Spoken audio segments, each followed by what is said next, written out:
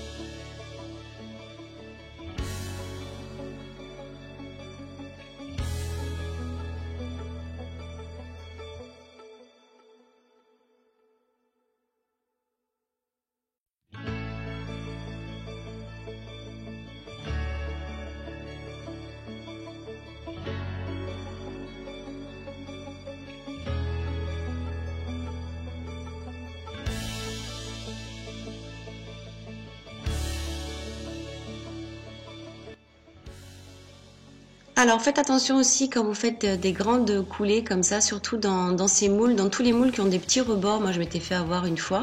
Donc voilà, maintenant je vous en avais parlé, je crois, en vidéo. Faites bien attention, allez bien rechercher les petites bulles qui viennent se coincer, les bulles d'air qui viennent se coincer dans les rebords des mules. Là j'en vois une en haut à droite, mais j'ai dû l'éliminer puisque j'en ai pas au démoulage. Au niveau des doigts aussi, des ongles, dans tous les petits recoins où les bulles d'air peuvent se mettre. Donc voilà, avant de laisser la résine durcir, vérifiez bien que vous n'avez pas des petites bulles d'air dans les rebords.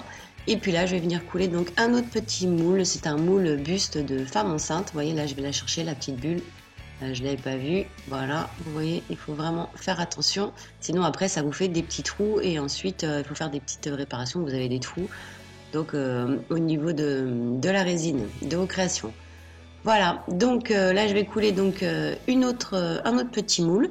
Ce qui est bien avec les résines époxytables comme ça, c'est que vous pouvez faire donc une seule coulée plutôt que de travailler en stratification, de monter par exemple avec les résines transparentes tous les 2 cm comme pour les pyramides. Là ça vous permet de faire une seule coulée sans avoir de surchauffe, comme ça vous n'avez pas la résine qui va venir donc monter en exothermie trop rapidement et vous ne risquez pas non plus d'avoir la résine qui va venir coller au moule en silicone. Cela peut arriver quand il y a trop d'épaisseur de coulée, quand il y a trop d'exothermie, donc quand il y a trop d'effet de masse, c'est-à-dire trop de résine par rapport à l'épaisseur de coulée recommandée. Donc voilà, là vous pouvez travailler tranquillement avec cette résine. Donc voilà, comme souvent vous me demandez pourquoi la résine adhère au moule, quelle est la raison, là au moins vous comprendrez qu'avec les résines avec des épaisseurs de coulée plus importantes, vous avez moins ce risque et comme ça vous évite d'abîmer vos créations ainsi que vos moules.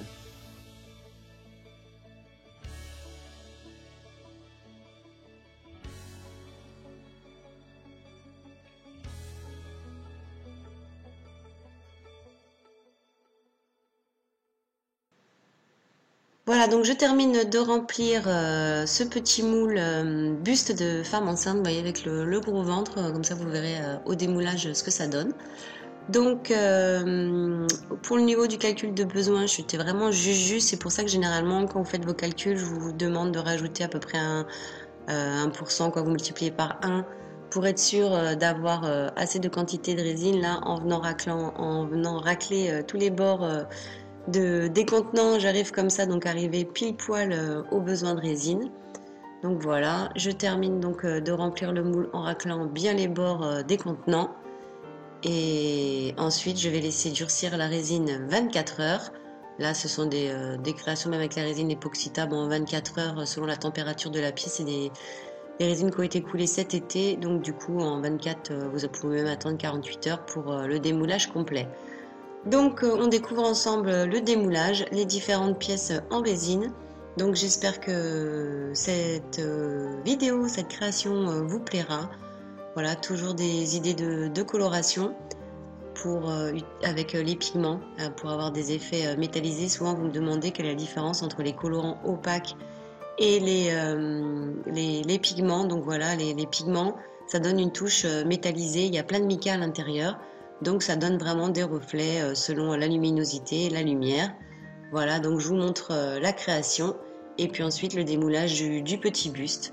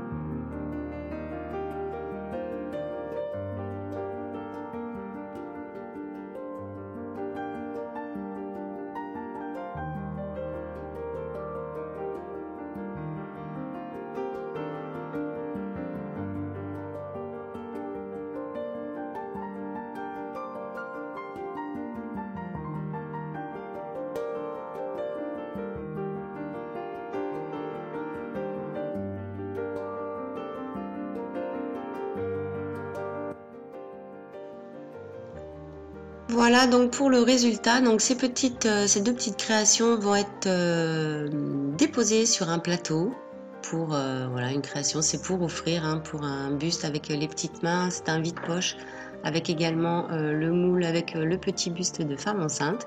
J'espère que cette vidéo vous aura plu et puis on se retrouve comme d'habitude pour ceux qui sont abonnés à la chaîne le vendredi à 17 h pour une nouvelle vidéo. Pour ceux qui découvrent la chaîne, vous pouvez vous abonner, vous pouvez mettre aussi un petit like, un petit commentaire, c'est toujours encourageant sous les vidéos. Et puis et voilà, et de vous abonner parce que parfois il m'arrive de poster aussi également en semaine. Donc n'hésitez pas à vous abonner pour suivre toutes les prochaines vidéos sur la chaîne. Je vous dis à bientôt. Ciao!